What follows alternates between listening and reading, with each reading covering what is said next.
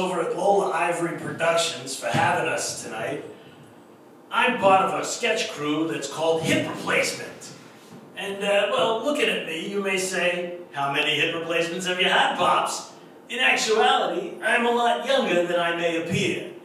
A little hard mileage on this engine. And listen, let's just face facts here. It's tough being a sex object. I understand that people look at me and they think, he's a zaddy. But the truth is, I'm a grand zaddy. I have recently, in the past year or so, lost 50 pounds. And you may say, that only makes us want to think of you naked, Pops. Good for you. I recently saw my testicles for the first time in a long time. And I found them dangling between my knees, pretty much bonking off the floor. And I just want to say, fuck gravity, and fuck Sir Isaac Newton. But first, I just want to let you know, when you lose a lot of weight, there's a lot of loose stuff dangling. And honestly, my thighs got a little flappy. And so much so that I sound like I'm wearing corduroy when I'm walking naked to the shower. I don't want you guys to imagine me naked, but I know, I can see by your grin you are. And I thank you. But seriously, fuck that Sir Isaac Newton. That schmo, he stood under a tree full of apples, and like he's a science god because he let himself get hit on the head, bonked by an apple. What kind of idiot? I mean, you'd think the asshole would have stood under a palm tree and get killed by a coconut. Ridiculous. Now for me, I don't take these people seriously. Take like one of our founding fathers, Benjamin Franklin. I say, fuck Benjamin Franklin.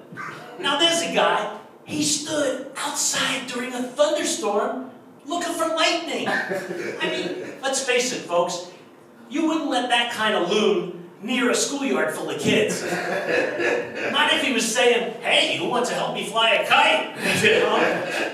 Even a van full of candy isn't going to make that work. Or no less creepy. Ben Franklin, yeah, I know. Great founding father. He's known for making, well, a lot of babies in France. But the reality is, he's known because he's on the $100 bill.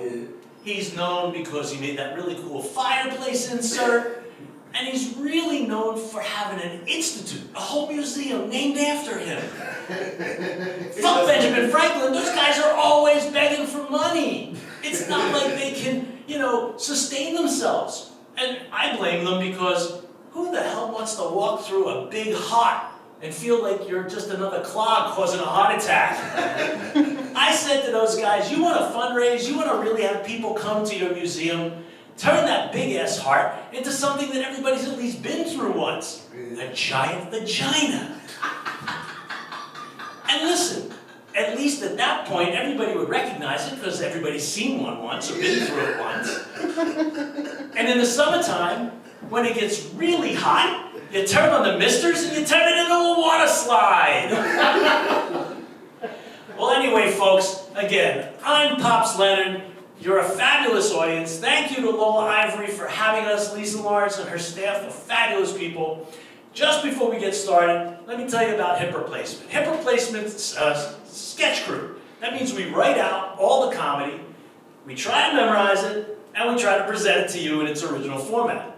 Tonight, we are 3 out of the 6 cast folk from Hip Replacement. So you're going to see a little bit of sketchy comedy tonight. But thank you for your attention, and we'll be right out in a second.